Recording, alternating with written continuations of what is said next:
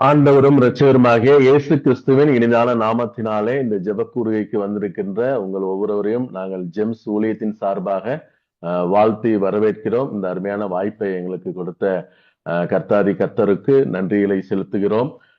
இந்த வாய்ப்பை வழங்கிய அருமையான மதுரையை சேர்ந்த எபனேசர் அண்ணன் எங்கள் மீது மிகுந்த அன்பு பாராட்டி எங்களை பட்சமாய் விசாரித்து எங்களுக்கான காரியங்களை அக்கறையோடு செய்து வரும் அண்ணனை நாங்கள் நினைவுகூர்ந்து அண்ணனுக்கும் நன்றிகளை செலுத்துகிறோம். எனக்கு அன்பானவர்களே, நாங்கள் பீகார் மாநிலம் பாட்னா தலைநகர் பாட்னாவிலிருந்து கிட்டத்தட்ட ஒரு 8 கிலோமீட்டர் தொலைவிலே ஹத்தியாகண்ட் என்று சொல்லப்படுகின்ற ஒரு இடத்துல நாங்கள் கர்த்தருடைய பணியை நாங்கள் செய்து வருகிறோம். இந்த ஹத்தியாகண்ட் என்ற இந்த இடத்தின் பெயரை அப்படியே நாம் தமிழில் மொழிபெயர்த்தோமானால் தலையெடுத்தான் பற்றி என்றுதான் நாம் வைக்க வேண்டும். ஏனென்றால் இந்த ஹத்தியாகண்ட் என்பது மிகவும் புகழ்பெற்ற ஒரு ஊர். அந்த காலத்திலே கல்கத்தா மாநகரத்திலிருந்து தில்லிக்கு பயணம் செல்பவர்கள் இந்த பாட்னா வழியாகத்தான் செல்ல வேண்டும். அப்படி வருபவர்கள் தங்குவதற்காக நமது ஊர்களிலே அந்த காலங்களிலே சத்திரங்கள் என்று கட்டி வைத்திருப்பார்கள். அதே போல இந்த ஹத்தியாகண்ட் என்ற இடத்துல கிட்டத்தட்ட 1 கிலோமீட்டருக்கு அடுத்து சராய் என்ற ஒரு ஊர் உள்ளது.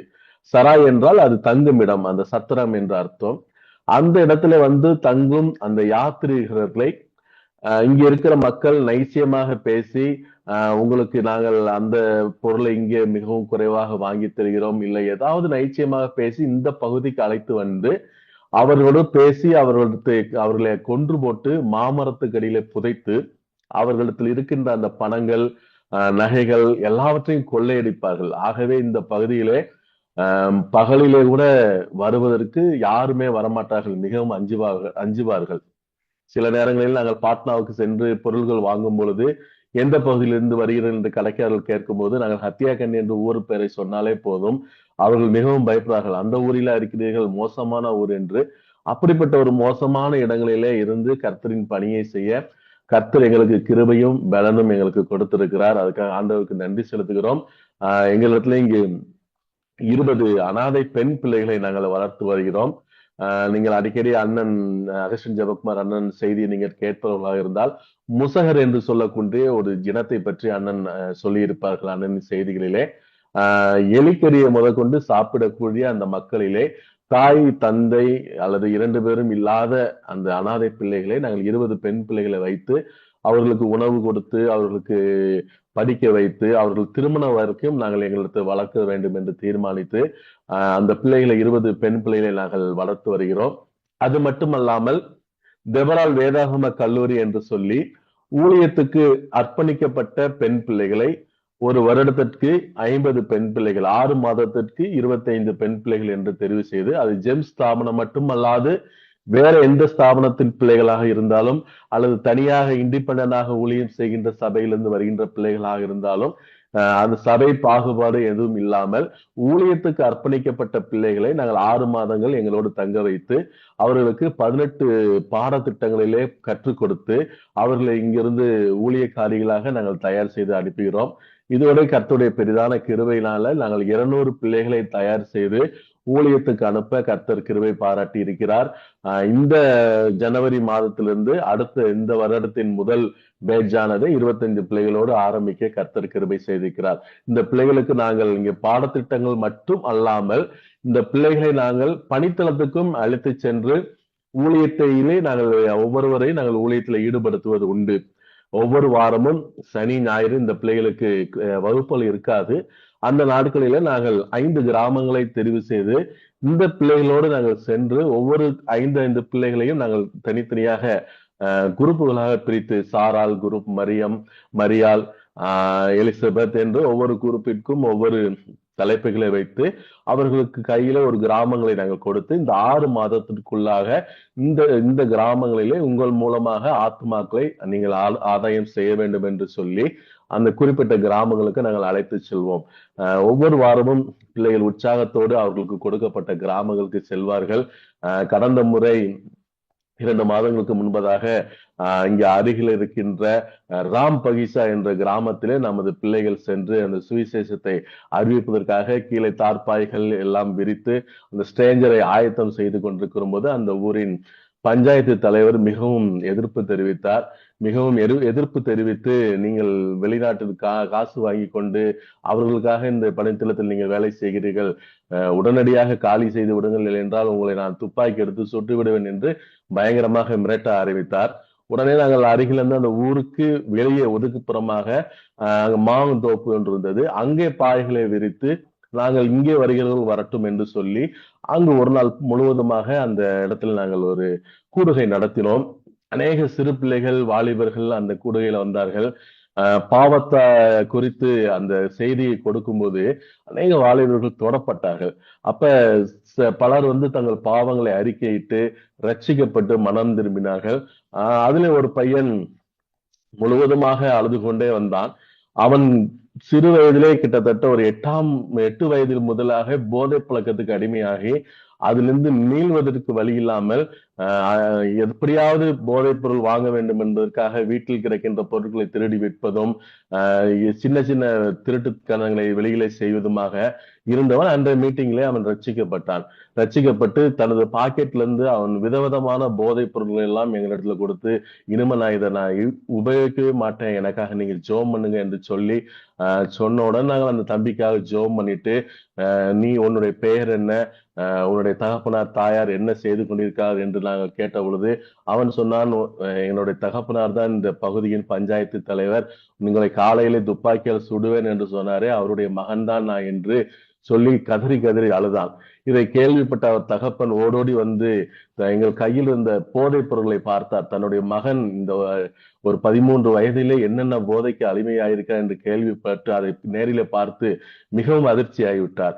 மிகவும் அதிர்ச்சியாகி, நான் காலையிலே உங்களை எவ்வளவு புண்படுத்தி பேசிவிட்டேன், ஆனால் நீங்கள் வந்து ஒரு இப்படிப்பட்ட காரியங்கள் வந்து நீங்க பிள்ளைகளெல்லாம் மீட்கிறீங்களே, இவ்வளவு நல்ல பணியை செய்றீங்களேன்னு சொல்லி எங்களுக்காக தான் பேசியதற்காக வருத்தப்பட்டதோடு மாத்திரம் அல்ல, நீங்கள் இன்று இரவு என்னுடைய வீட்டிலே சாப்பிட்டு விட்டு தான் செல்ல வேண்டும் என்று கட்டாயம் வற்புறுத்தி அவர் வீட்டில் எங்களுக்கு ரொட்டி சுட்டு போட்டார். அதான் நாங்கள் சொன்னோம், காலையிலே நீங்கள் எங்களை துப்பாக்கியால் சுடுவேன் என்று சுடுவதற்கு ஆயத்தமா இருந்தீர்கள், ஆனால் எங்கள் தேவன் உங்களை உங்கள் கையாலேயே ரொட்டி சுட வைத்திருக்கிறார், அப்படிப்பட்ட சர்வ வல்ல தேவனாய் கர்த்தரை நாங்கள் ஆராதிக்கிறோம் என்று சொல்லி அந்த குடும்பத்துக்காக ஜெபித்து வந்தோம். இப்பொழுது அந்த ஊரிலே நாங்கள் போவதற்கு முன்பதாக எங்களுக்கான அந்த பாய்களை வீழ்த்தி வைப்பது, மக்களை கூட்டுவது எல்லாமே அந்த பஞ்சாயத்து தலைவரை முன்னிருந்து செய்கிறார். அப்படிப்பட்ட காரியங்களே கர்த்தர் கிருபையாய் அங்கு இறங்கி வருகிறார். அது மட்டுமல்லாமல் நமது ஹோம் பிள்ளைகள் 20 பிள்ளைகளும் அருகில் உள்ள ஒரு இங்கிலீஷ் மீடிய பள்ளிகள் தான் படித்துக் கொண்டிருக்கிறார்கள்.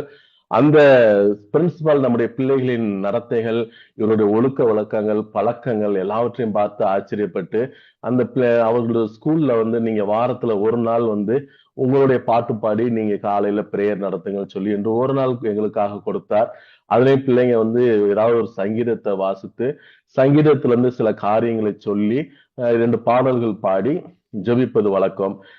அதை பார்த்த உடனே இது நல்ல நல்ல காரியங்களாக இருக்கிறதே, நீங்கள் எங்கள் பள்ளியிலும் ஒரு 3 மாதத்துக்கு ஒரு முறை 5வது சனிக்கிழமை நீங்கள் ஒரு நாளை நீங்கள் எடுத்துக்கொள்ளுங்கள், எங்கள் பள்ளியில வந்து நீங்கள் எங்கள் பிள்ளைகளுக்கு நல்ல காரியங்களை கற்றுக் கொடுங்கள் என்று சொன்னவுடன் ஒவ்வொரு மாதமும் நாங்கள் 3 மாதத்துக்கு ஒரு முறை 5வது சனிக்கிழமை அந்த பள்ளியிலே காலை முதல் இரவு மாலை ஒரு 4 மணி வரை ரெட்ரீட் வைத்து அந்த பிள்ளைகளுக்கு வசனங்கள் ஒப்பிக்கிற போட்டி வைத்து விளையாட்டுகள் வைத்து அவர்களுக்கு பரிசு கொடுப்பது உண்டு.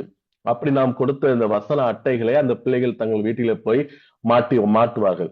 அதிலே ஒரு பிள்ளை தனது வீட்டிலே அந்த வசனத்தை மாட்டி இருக்கும் போது அவர்கள் குடும்பம் மிகவும் சண்டை எந்நேரம் இருந்து கொண்டே இருக்கின்ற ஒரு குடும்பம், குடும்பத்துல நிம்மதி இல்லாமல் சந்தோஷம் இல்லாமல் இருக்கிற குடும்பம். அந்த பிள்ளையின் தகப்பனார் அடிக்கடி குடித்து வெறித்து விட்டு மனைவி பிள்ளைகளை அடித்து அடிக்கடி அவரு மண்டையை உடைத்து ரத்தம் வர வைப்பது அவருடைய பழக்கம். இப்படி இருக்கும்போது தாயார், நான் எதற்காக உயிர் வாழ வேண்டும், என்னுடைய குடும்பமே இப்படி ஒரே சண்டையும் சச்சரவுமாக இருக்கிறது, ஒரு நிம்மதி இல்லாத ஒரு சூழ்நிலையிலே நான் ஏன் வாழ வேண்டும் என்று தன்னை தற்கொலை பண்ண வேண்டும் என்று பிள்ளைகள் எல்லாம் ஸ்கூலுக்கு அனுப்பிவிட்டு அந்த ஃபேனிலே தூக்கு கயிறை மாற்றுவதற்காக சேலையை மாற்றும் போது நாம் கொடுத்த வசனம் அங்கு தொங்கிக் கொண்டிருந்தது. அந்த வசனம் இப்படியாக இருந்தது, உங்கள் துக்கம் சந்தோஷமாக மாறும். அந்த வார்த்தை அந்த சகோதரிகளுக்கு, இது எப்படி என்னுடைய துக்கம் சந்தோஷமாக மாறும்?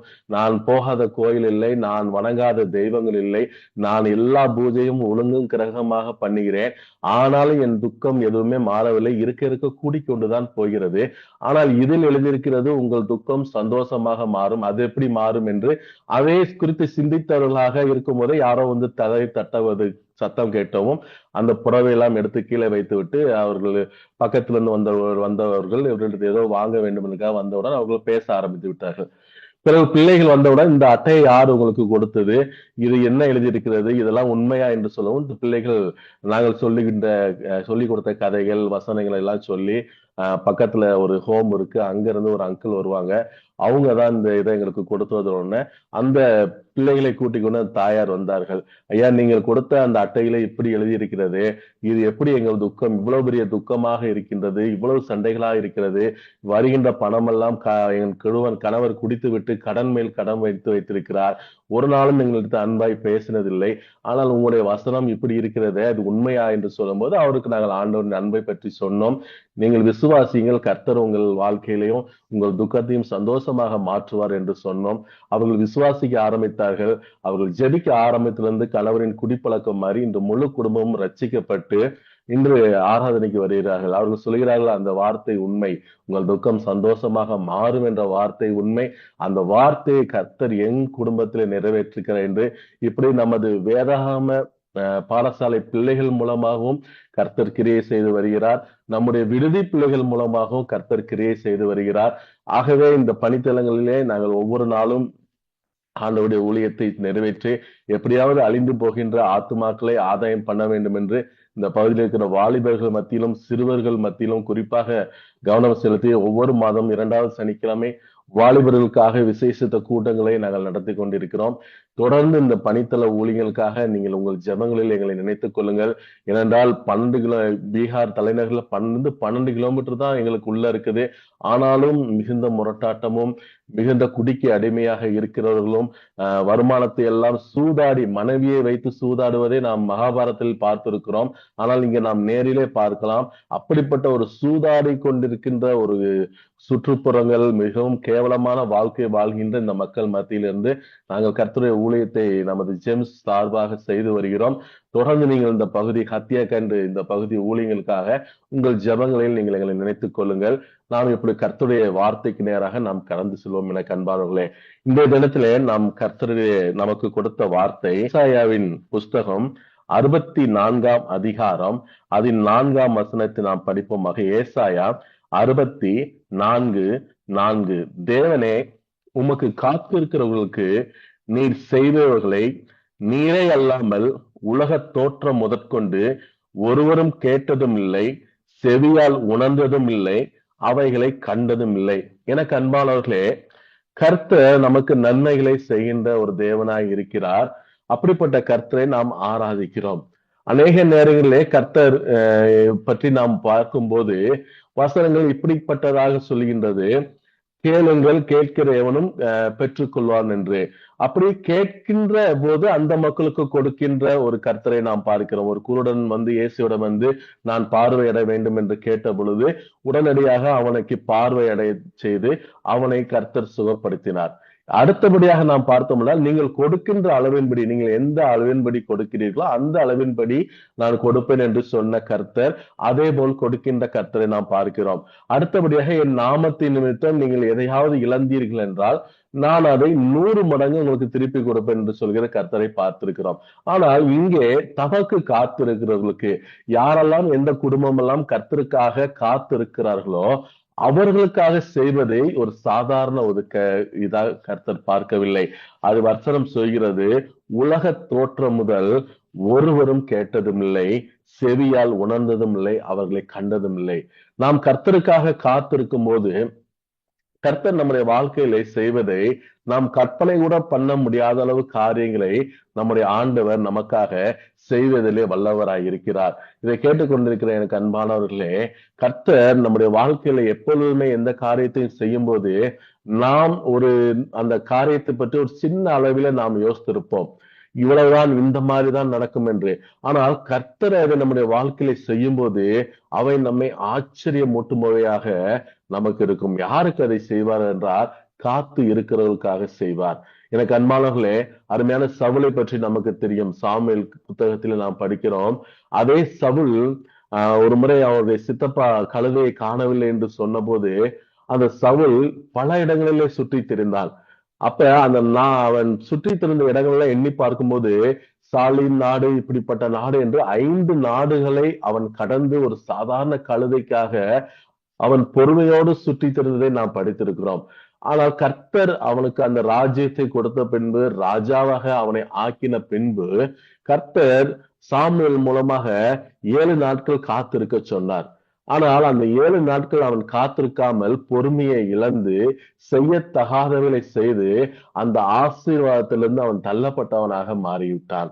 எனக்கு அன்பாக இன்றைய தினத்திலும் நாம் கர்த்தர் ஒரு விஷயத்தை நமக்கு தரும்போது, நம்மை காத்திருக்க சொல்லும் போது, நாம் முழுவதும் அவரே சார்ந்து நாம் காத்து இருக்கிறவர்களா இருப்போம் என்றால், கர்த்தர் நமக்கு வைத்திருக்கின்ற அந்த விசேஷமான ஆசீர்வாதங்களை நாம் நம்முடைய வாழ்க்கையிலே நாம் பெற்றுக்கொள்ள முடியும்.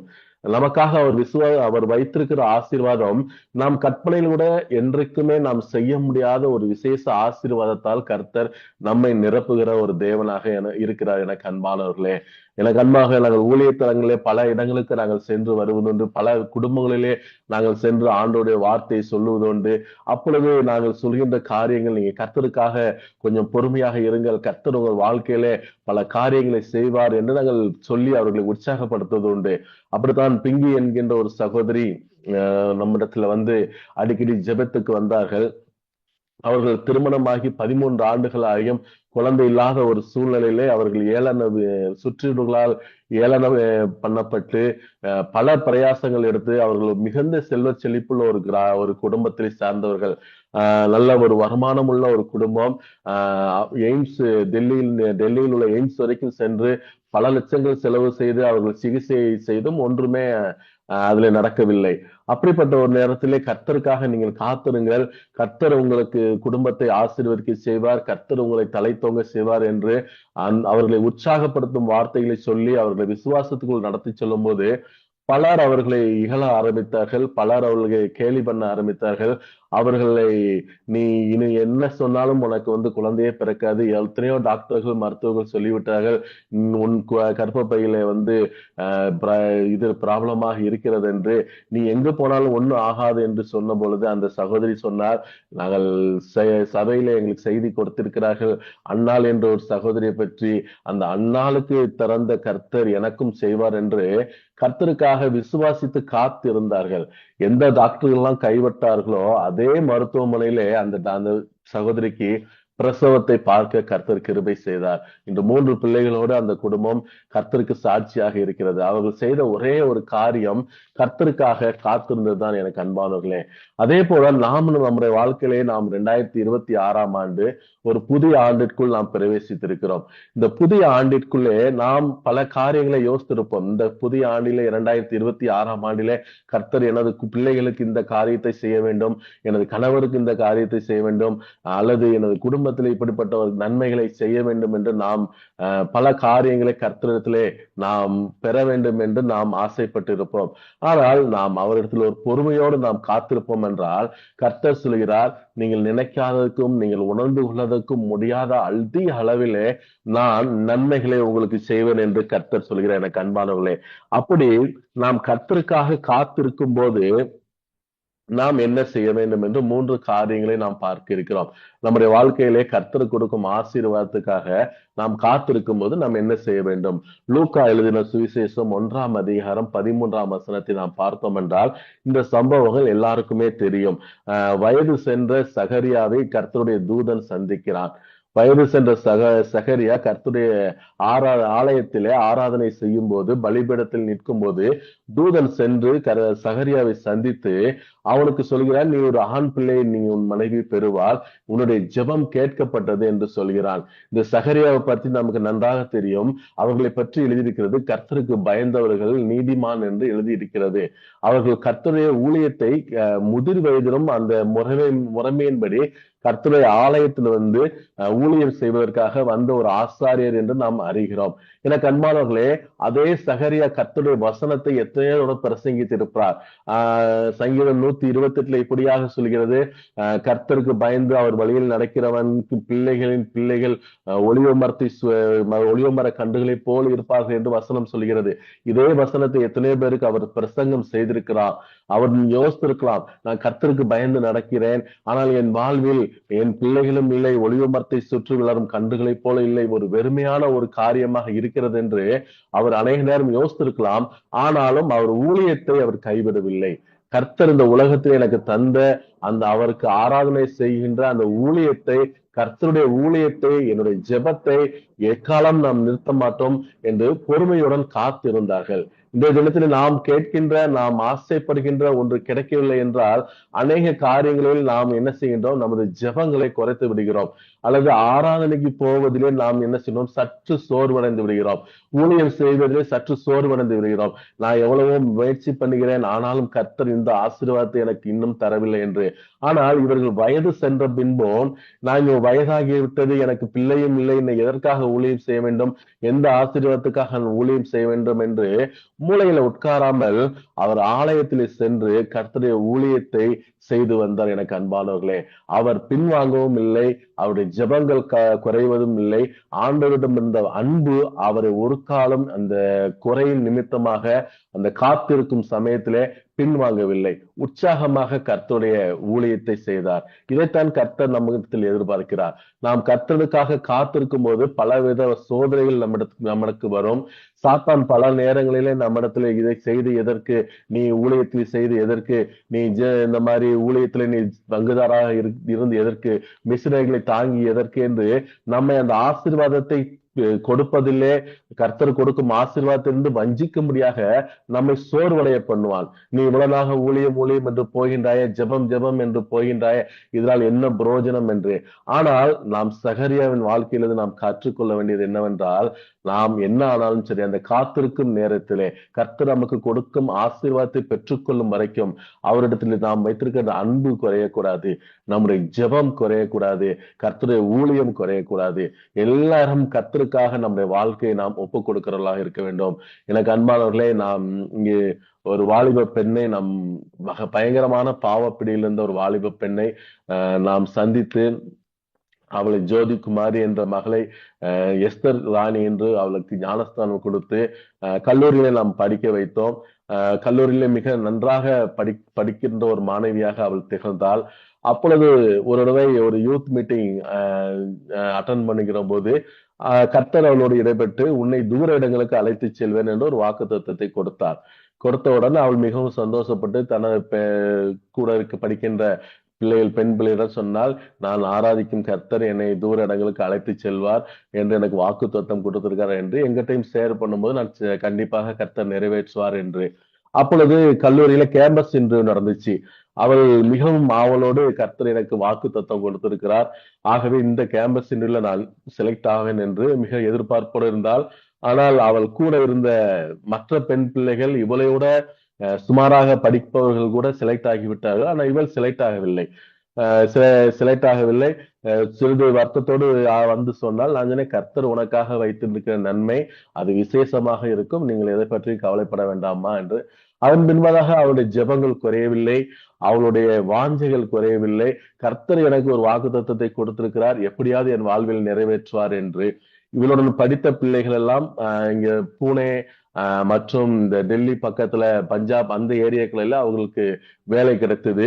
அவர்கள் போனில் பேசும்போது அவர்கள் திரும்ப திரும்ப இவளிடம் சொன்னது, நாங்கள் சரஸ்வதி பூஜையை போய் உன்னிடத்துல சொன்னோம், அந்த புத்தகத்தை எல்லாம் நீ அந்த பூஜைக்கு வை என்று, நீ அதெல்லாம் வைக்க மாட்டேன் என்று சொன்னாய்.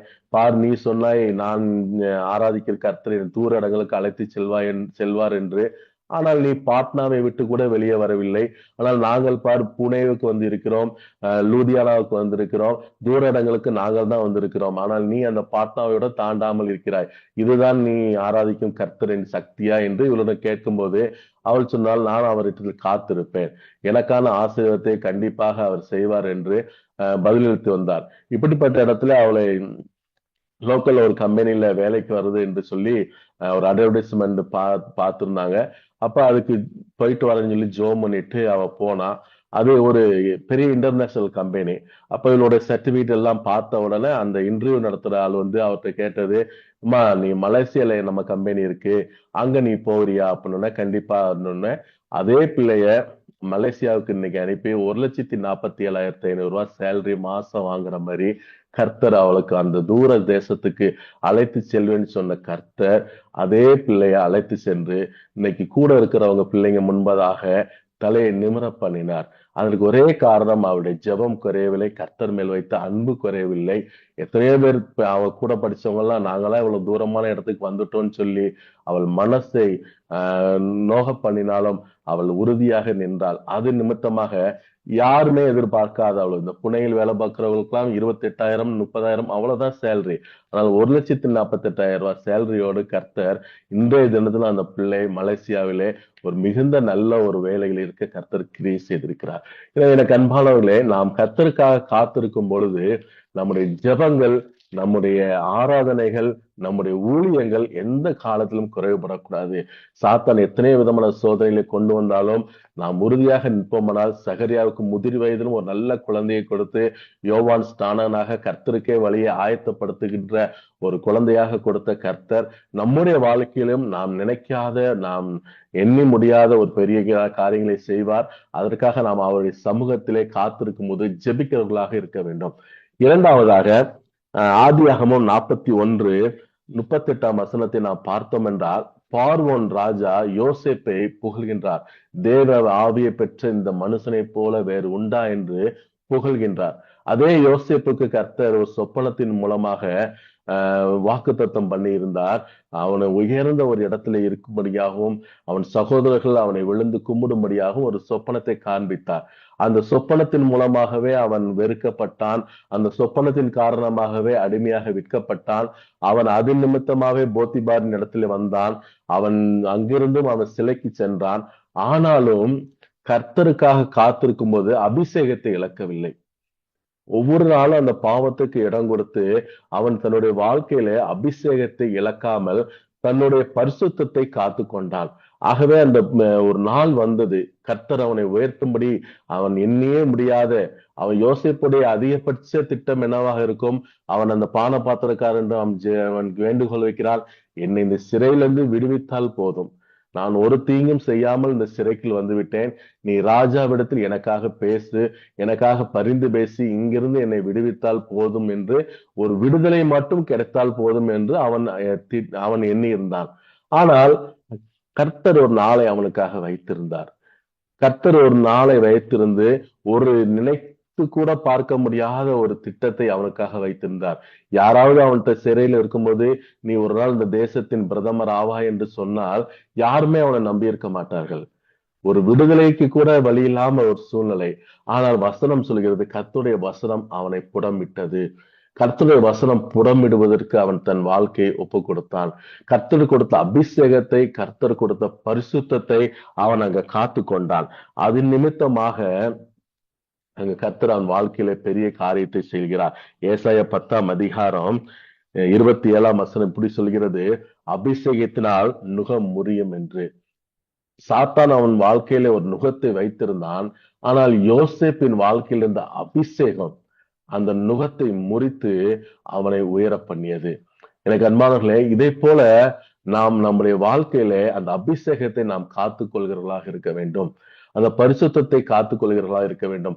கர்த்தருடைய வசனம் நம்மை புடமிட்டு, நம்மை சுத்திகரித்து, அந்த ஆசீர்வாதத்துக்கு நேராக நம்மை அழைத்து செல்வதற்கு நாம் ஒப்பு கொடுக்கிறவர்களா இருக்க வேண்டும். இந்த காத்திருக்கும் சமயத்துல இந்த காரியங்களை நாம் செய்தோம் என்றால் கர்த்தர் நம் வாழ்க்கையிலே கண்டிப்பாக ஒரு பெரிய காரியங்களை, நன்மையான காரியங்களை நம்மளுக்கு வாழ்க்கையில செய்வார். எனக்கு அன்பானவர்களே, நம்முடைய பணித்தளத்திலே கடந்த பேட்ஜுக்கு முந்தின பேட்ஜிலே ஒரு வாலிப பெண் படித்திருந்தால் அவள் மிகவும் பிற்படுத்தப்பட்ட, மிகவும் அவர்கள் வீட்டிலே ஒரு கதவு கூட ஒரு இல்லாத ஒரு சூழ்நிலையிலே அவள் ரட்சிக்கப்பட்டாள்.